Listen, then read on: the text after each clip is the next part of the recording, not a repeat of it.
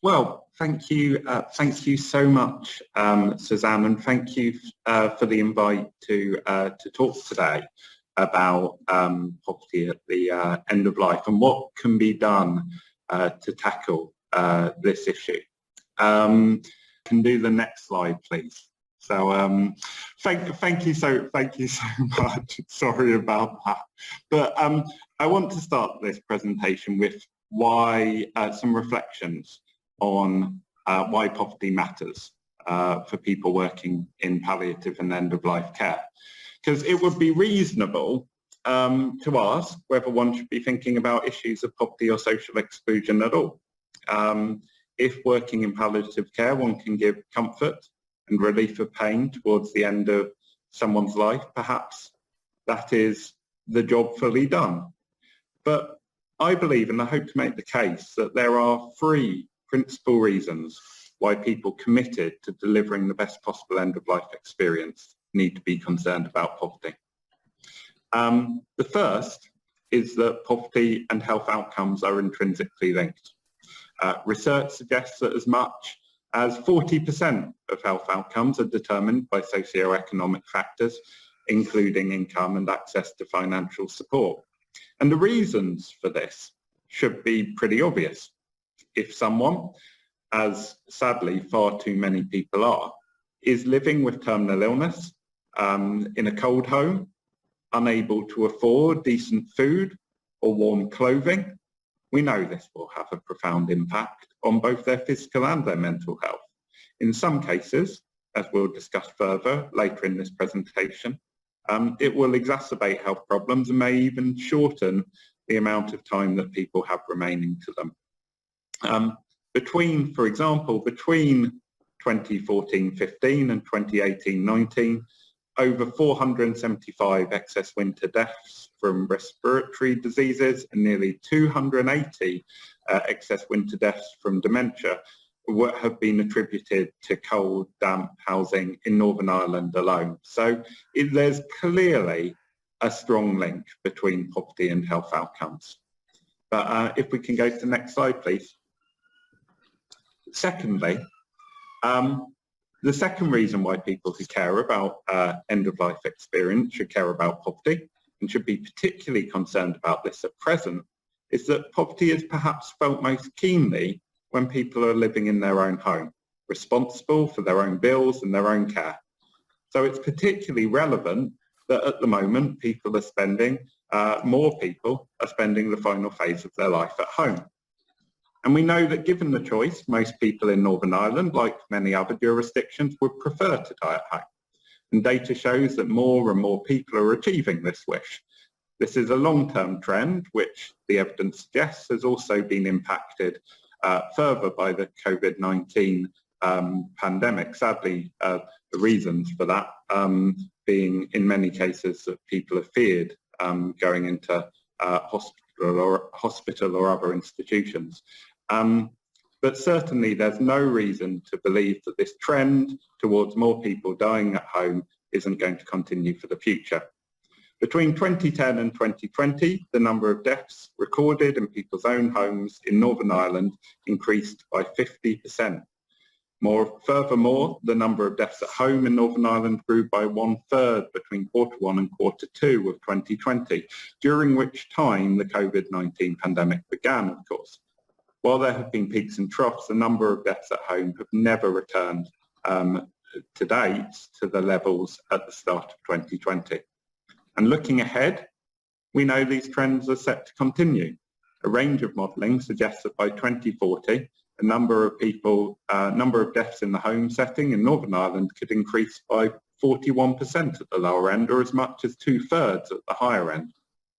Now, if home is where so many people are going to continue spending the end of their lives, we need to address the conditions of poverty that sadly so often exist there. And even if someone doesn't die in their own home, they're still likely to spend an awful lot of time there receiving care through the final phase of their life.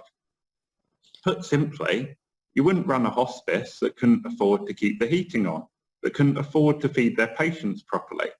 But somehow, it seems to be socially acceptable for people spending their final phase of their life at home for that to be the case. Now, there is a third reason for caring about experiences of poverty at the end of life, and I think this is perhaps the most fundamental. Next slide, please. Thank you. People's health is not the only thing that matters to them at the end of their life. So healthcare services are not the only form of support that matters either.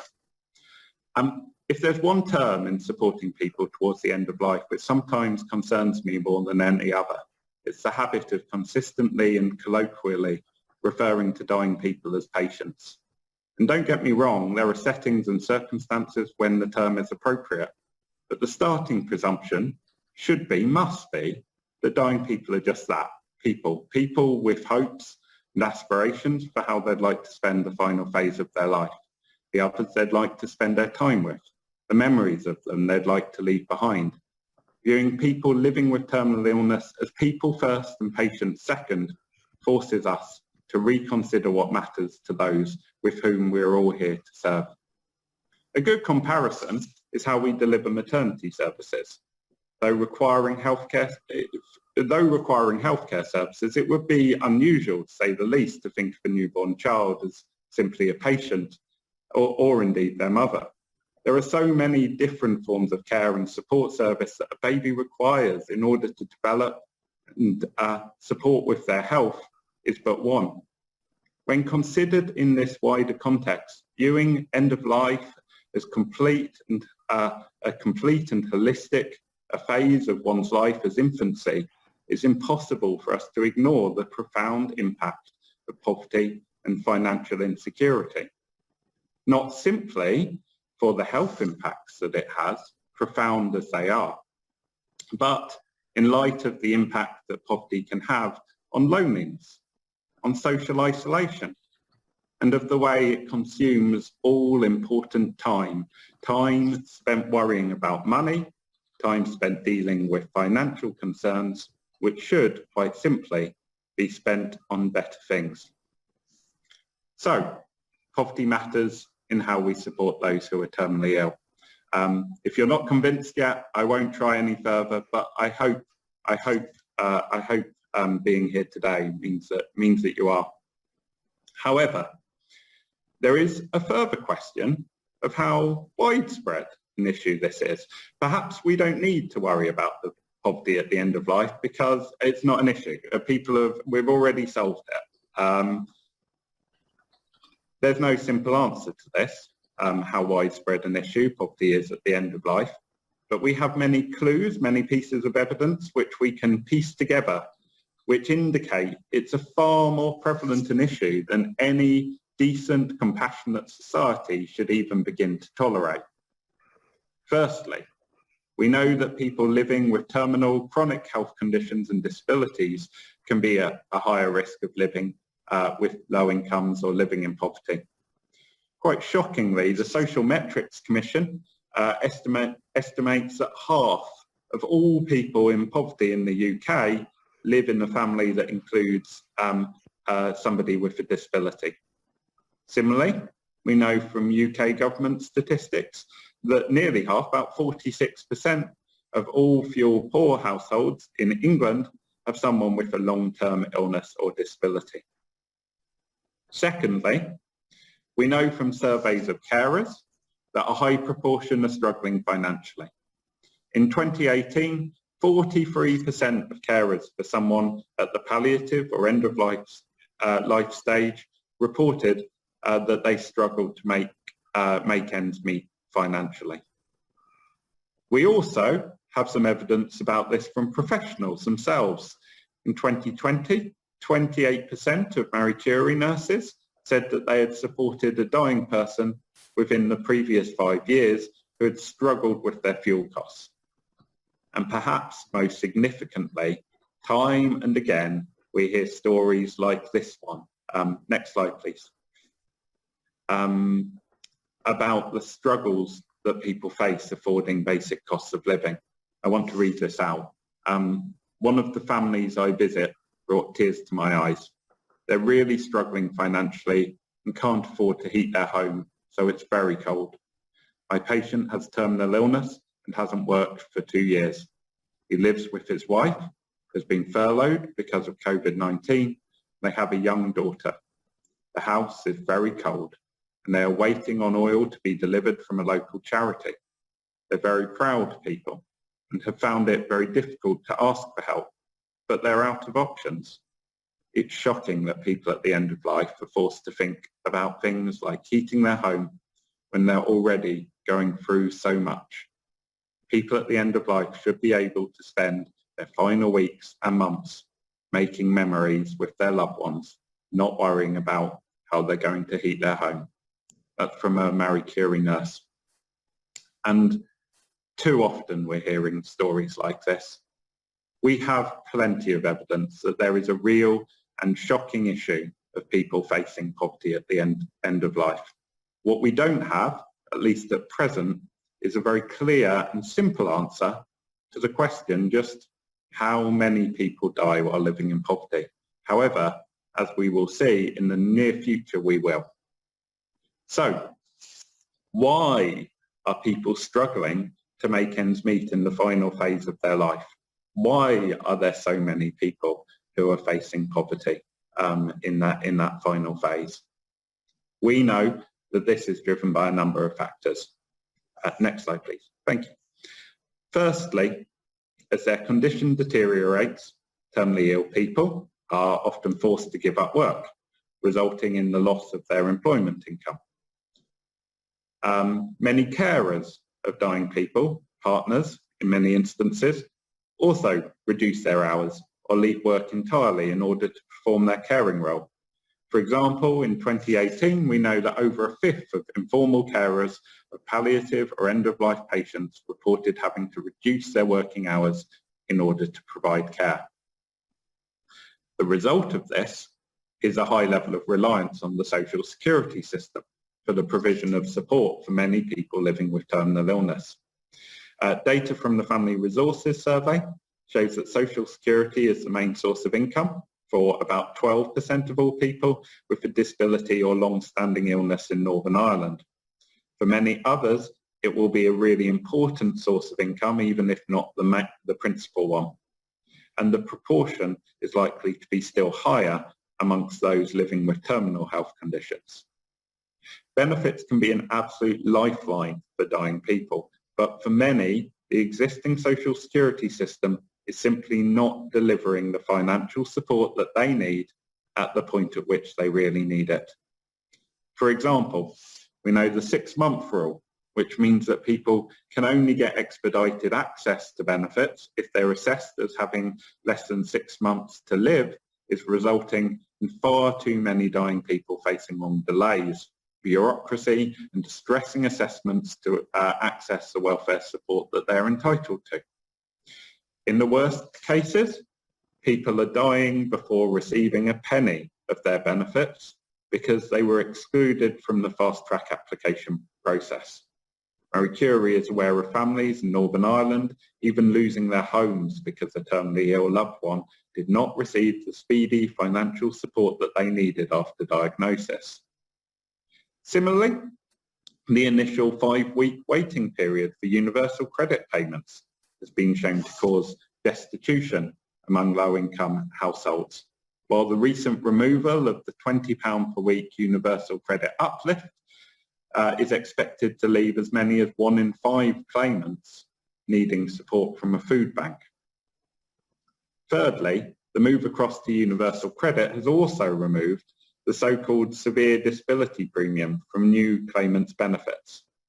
The SDP provides critical support for the additional costs of care incurred by severely disabled people living alone without a carer to look after them, including many people living with life-limiting illnesses.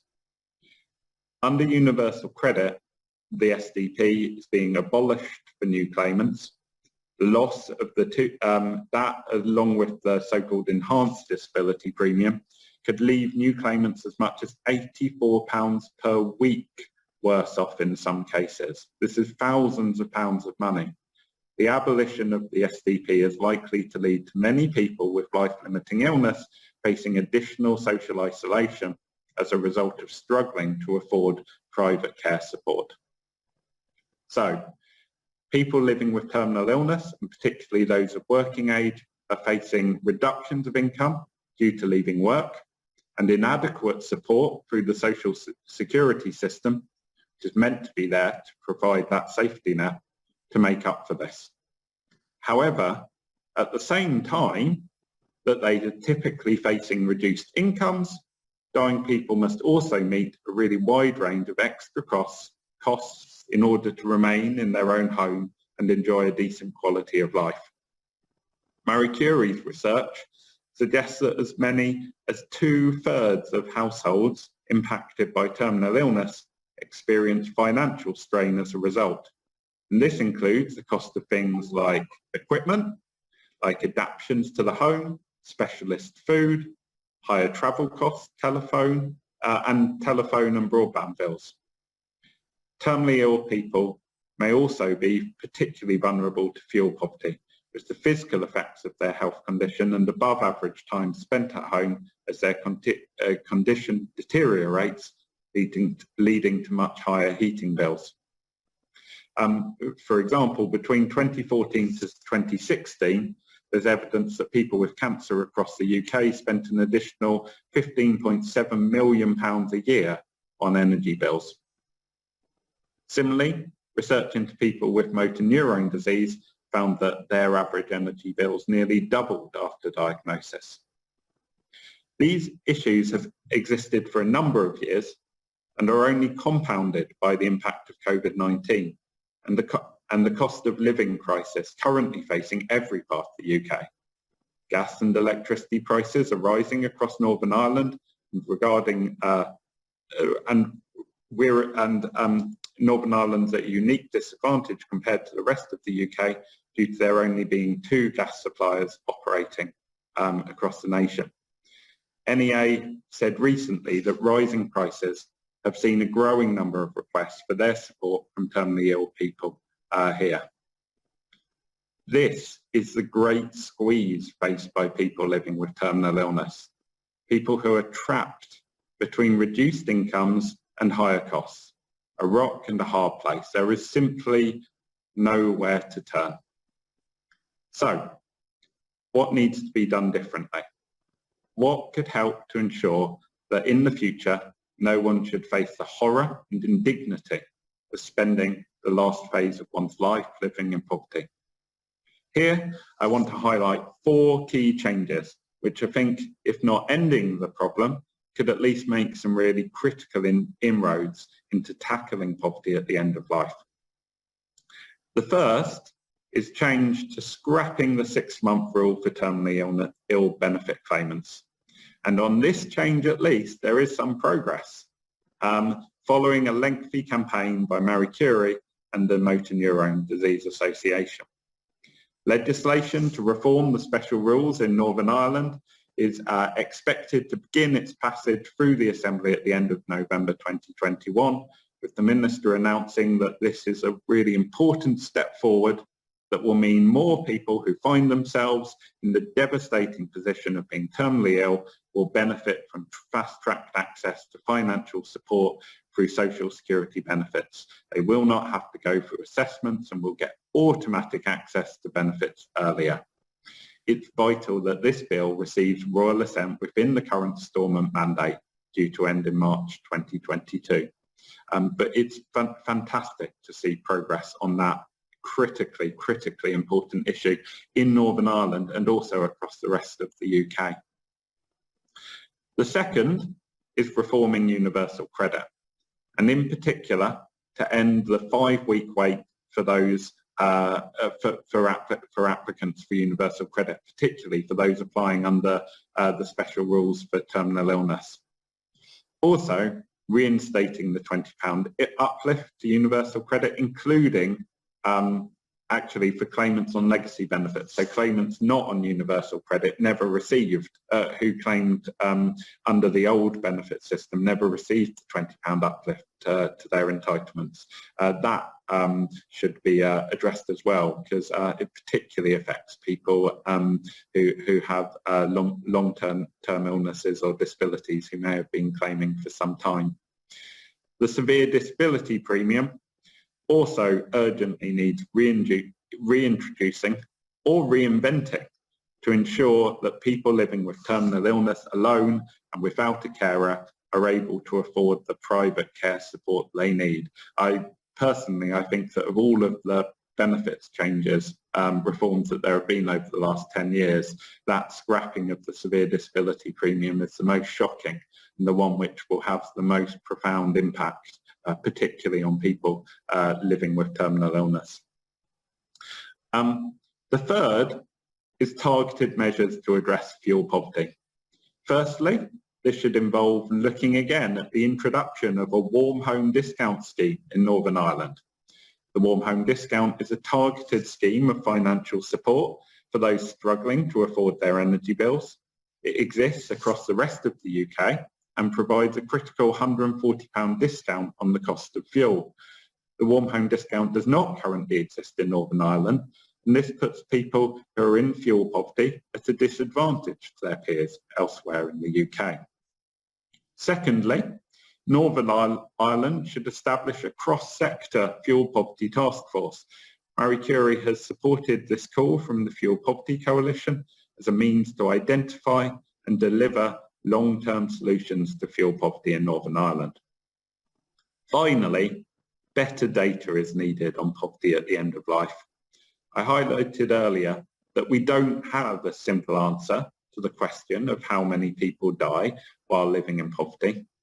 But working with the University of Loughborough, Marie Curie are now looking to answer just that question and hope to be able to update on that in 2022.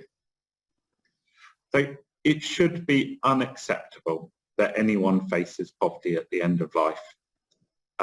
Next slide, please. Oh, and next slide, please. I've got behind there. Thank you.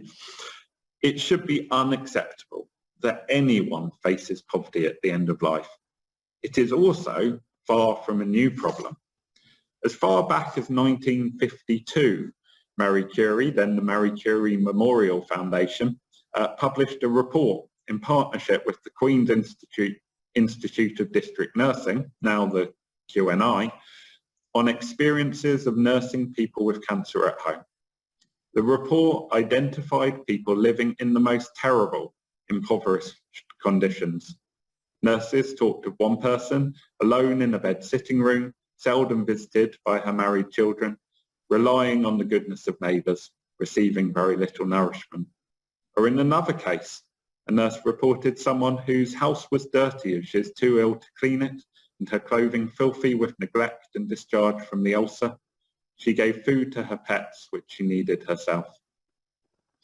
Whilst we have made much progress over the last 70 years, too often terrible, impoverished conditions are still being seen time and time again. How we care for those who are dying is a fundamental mark of a decent society. It is unacceptable that we've failed to solve this over the last 70 years, and it cannot be the case that we fail future generations in this way. We should be able to promise every one of us, but perhaps most of all our children born today, that they will not face poverty in their final weeks, months and years, or unable to make ends meet, and that we should be able to provide a promise that in future no one need face the end of life living in poverty. Thank you.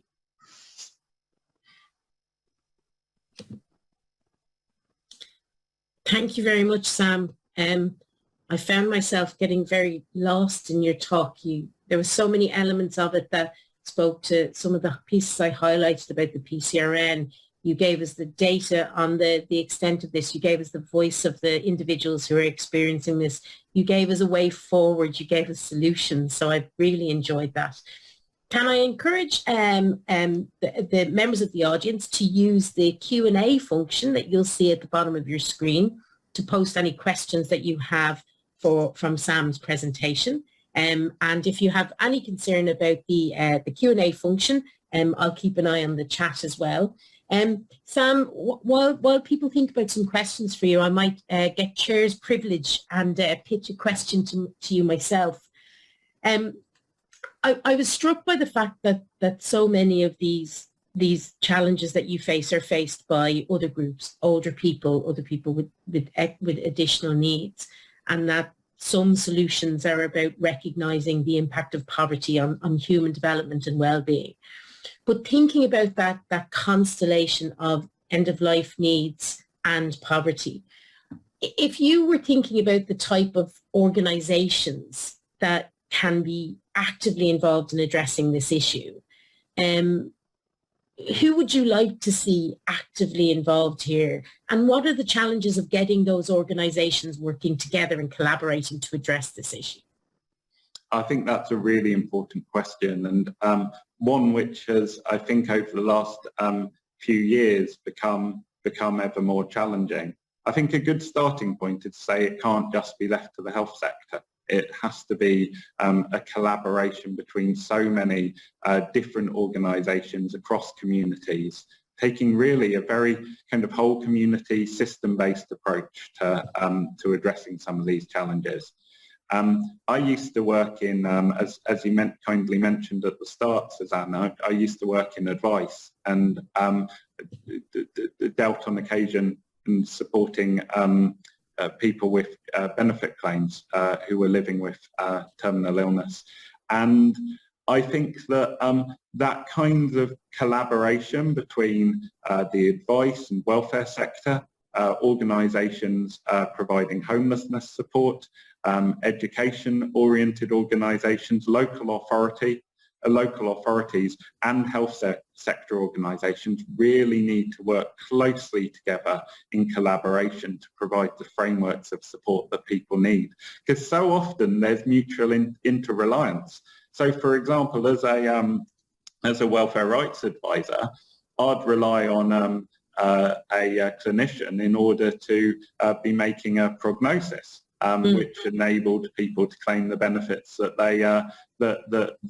they needed. And too often, sadly, some clinicians were fantastic about that. Others were not necessarily provide the support that was needed. So knowing that there's that, getting better relationships, understanding what different professionals need is so important. And I think it's become harder actually over the last 10 years, not least because I think that a lot of that collaborative working used to come from local authorities bringing together different organisations within a locality, and a lot of the kind of the financial support for those kinds of collaboration, I think, has been a lot harder to find in more recent years. But I think that there is change. There's change there that's needed. There's a bit closer collaboration that's needed. We need a large number of organisations involved, but we need that real combined effort to actively bring together organisations to recognise the different skills, expertises that are needed to support people holistically in this area. Yeah, thank you, Sam. One of our fellow panelists, Joanna Davies, has posted a question. She highlights that how, I suppose, shocking the facts and figures on poverty amongst this group are, and that the scrapping of the 6-month rule would be a significant win. She asks, do we know how many people who are eligible for that that benefit, that support, actually get it? Her feeling is that, from clinical colleagues, is that there's low uptake because it's not being flagged to patients, and we see that issue of people not receiving things they're entitled to because they're not aware of it. That's a really good point. The 6-month rule actually kind of particularly applies to two sets of benefits. So it applies to what's known as the personal independence payment, which is a disability-related benefit, which is intended to support people with the additional costs that they face as a result of living with a disability. And we know that there is massive underclaiming of PIP. Huge underclaiming of PIP for a number of different reasons, partly because people are unaware that it exists, or unaware that it would be able to, or that even if they are aware that it exists, unaware that it would apply to them. And I think we do need actually the scrapping of the 6-month rule perhaps provide a bit of momentum for a kind of big push around making sure that PIP is claimed. And I think health sector organisations have a really big role to play in that, in terms of raising awareness of it, and through relationships, again, with advice sector organisations, making sure that where people may be in a position to claim, they're being supported in order to do so. Should also say, though, it also applies to universal credit. And that's really important, because that's critical for people living with on a low level of income, because while PIP is a non-means tested benefit, you can get it regardless of income. Universal credit is means tested and focused on supporting people on the lowest levels of income. The universal credit and its predecessor for employment and support allowance. It will take, because the rules are a bit different, it will take change in the UK Parliament in order to scrap the 6-month rule for universal credit, but that is alongside the changes in instalment that will apply to PIP that is going through at the moment, so that is fantastic as well. But there is also, there's a challenge of underclaiming of universal credit. There are also perhaps even bigger challenges, that there are huge bureaucracies facing people claiming universal credit, including issues around the 5 weeks waiting period and that kind of thing. So actually, as much as getting people to claim, it's supporting people through those bureaucracies to make sure they're able to get the support that they need. And obviously we know from, hearing from people who have experience of whether it's poverty, not alongside end-of-life needs, but also end-of-life needs, that when you're at a point where you're facing that sort of physical, emotional, personal challenges that come with both of these challenges, the last thing you need to do is to be fighting with bureaucracy and seeing this maze in front of you, when what you need is a smooth process and support through what could be far less bureaucratic.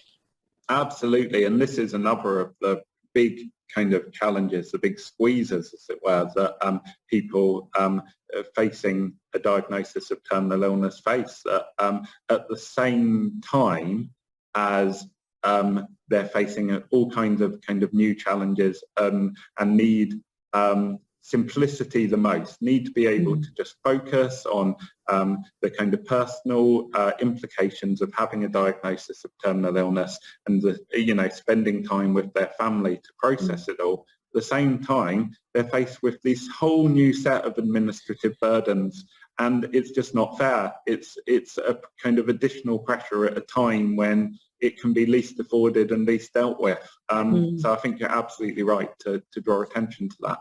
Yeah, thank you. Sam, we have another question from Mary.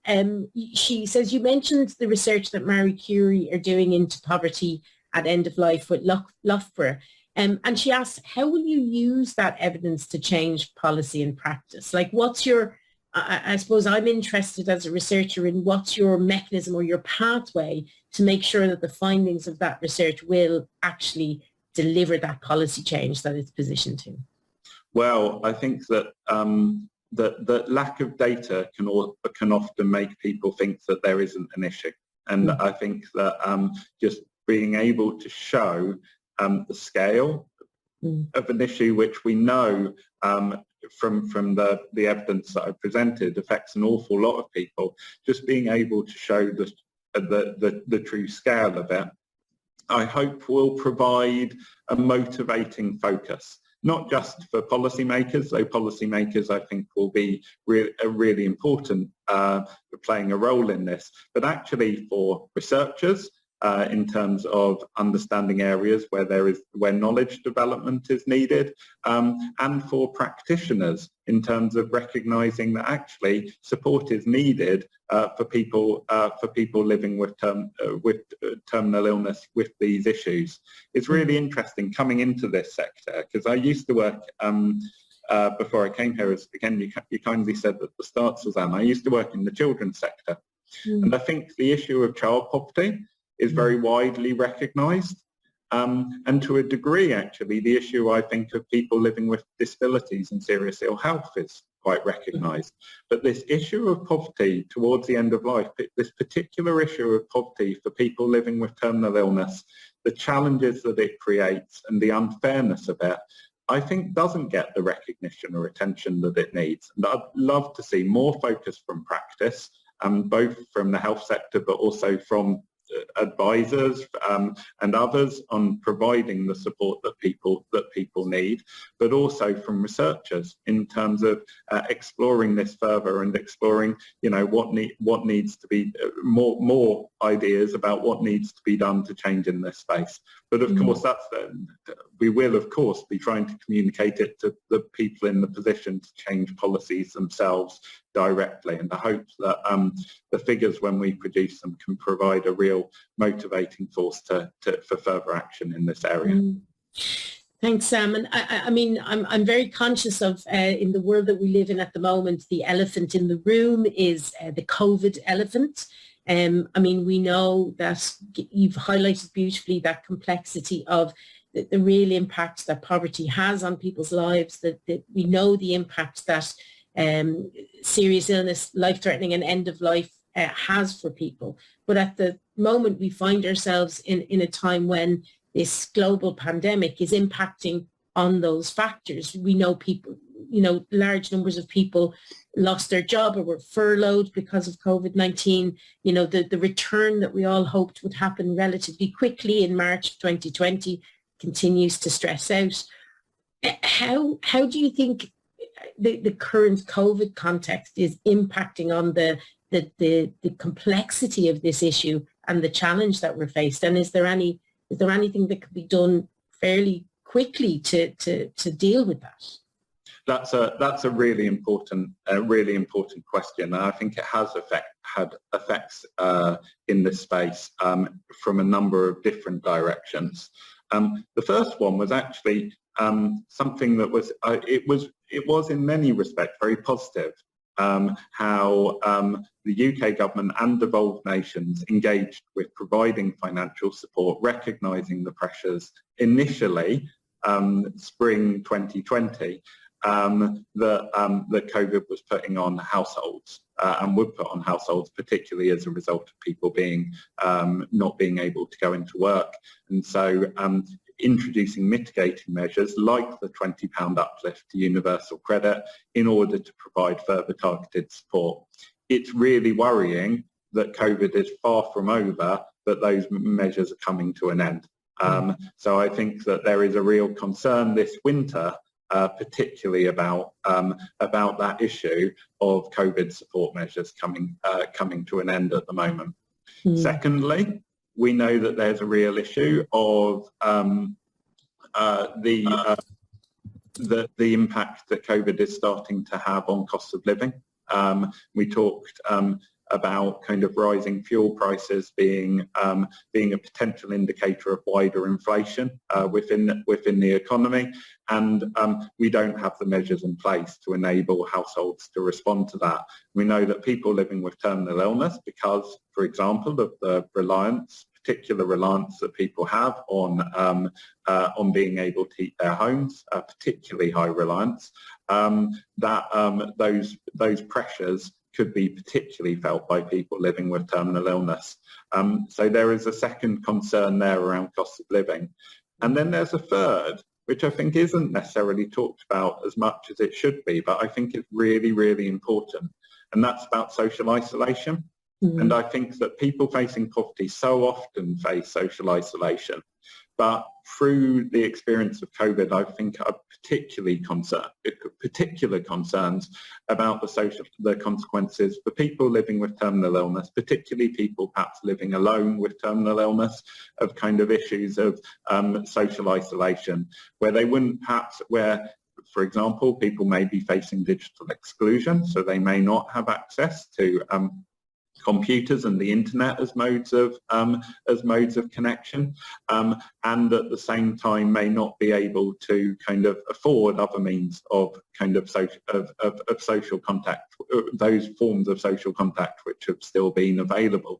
So I think there is a particular concern through COVID of those issues of those issues of social isolation for people towards the end of life, and again particularly speaks to the issue of more people spending the final phase of their life at home, potentially facing the final phase of their life at home in very socially isolated conditions, which is a horrifying thought, really. It makes it particularly concerning, this issue that I mentioned about the loss of the severe disability premium, which has been targeted support. I cannot kind of reiterate enough how horrific a decision it was to get rid of this. It's targeted support of people with severe disabilities living alone without a carer, and it was specifically designed to provide support with the additional costs that people in those situations face, to enable them to afford the cost of private care and support. And scrapping that under universal credit is one of the worst policy decisions for people with terminal illnesses living alone that could have been made. And I really, really worry about the potential future impacts of that, combined with some of the things that we're talking about social isolation as a result of the pandemic. Yeah, I think one of the things I'm going to take, though, from the pandemic is we often talk about change being slow and like turning the Titanic. And I think what the last 18 months have shown is actually no, the system can jump, the system can move, the system can be effective and efficient very quickly. So if it can do it in March 2020, let's actually identify where it needs to do it again. Sam, I'm going to be very, very selfish, and I'm going to ask one last question. As a researcher. So we're here, there's 77 people on this webinar. They are members of the Palliative Care Research Network. They are working in palliative care across the island of Ireland. They are multidisciplinary. They are senior researchers. They are up and coming young researchers. What would you say to this group is the research that has to be done now? What are the projects you want them developing? And most importantly, how do you want them to do that research? I was struck by your combination of the figures and the facts and the voice. What do you want this group to turn their attention to help address this issue? I think that's a fantastic question for this group. I think that one of the big trends that we're seeing at the moment is more people experiencing the final phase of their life at home. And in many ways, as said at the start, this can be a positive thing. People don't want to be in hospital, but by and large, many people don't want to be in hospital. They want to be at home towards the end of their life and in a position to remain in their home environment. Where people are facing poverty at the end of life, impoverished home environment, that makes it all the more hard for people to have those wishes and preferences met. So one thing which I think would be really interesting and would fit with understanding that kind of responding to that trend towards more people dying at home, dying in community settings, would be the experience of poverty for people who are dying at home. And how issues around housing quality and support within the home interacts with that trend towards more people experiencing the final phase of their life at home and in community settings. Because I think it's a really big barrier to enabling a decent death at home, but one that perhaps we don't have the evidence in order to engage with. So that would be that's one. And then if I might have a second, I think it's qualitative understanding of people's experiences, having that real detailed understanding of kind of what it means, what poverty means for people towards the end of life, and the challenges that they face, so that we're really speaking, putting lived experience of this issue at the heart of how we talk about it and what we do in order to respond. And Sam, I'm very, very confident that many of the people on this webinar today have the skill to do exactly that. And I think if the move towards answering these questions is taken up by some of our colleagues around the webinar table, I think we'll be offering a real contribution to moving this issue forward. So Sam, I'm going to finish by thanking you so much for kicking off our symposium today, for giving us lots of food for thought, but also giving us solutions and ways forward. I think it's really important that we not just identify the problems, but we also identify what can be done. So thank you very much. Thank you.